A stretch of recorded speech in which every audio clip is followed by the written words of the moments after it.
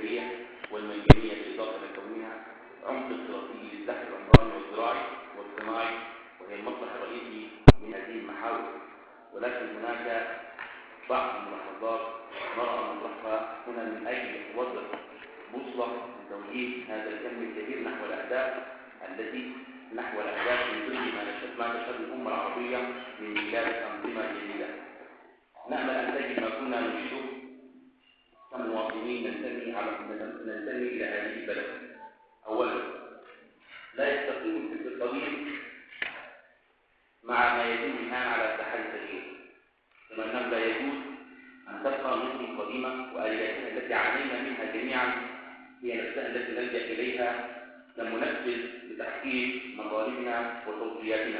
على سبيل المثال ما يقال عن رفع التوصيات إلى متخذ القرار، ولا نعلم إلى الآن من هم متخذ القرار، ولعل الكثير منهم يشاركوننا في تلك التوصيات، وأصبحت أغلب الموجات توصيات ومؤتمرات علمية واقتصادية تنكسر على شواطئ من يسمى بمتخذ القرار،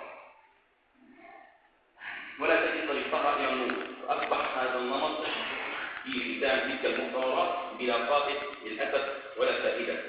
فيجب علينا البحث عن آليات جديدة بفكر جديد حتى نستطيع النهوض بمستقبل مصر. نعلن نحن كمجموعة شباب مدينة سفاجة الأعمال الكامل بكل الكيانات السياسية والاجتماعية التي ممثلة لهذه المبادرة، وعندنا الاستعداد الكامل للتعاون والضغط والسعي في هذه المبادرة، ووفقنا الله وإياكم إلى مسير خير هذه البلد.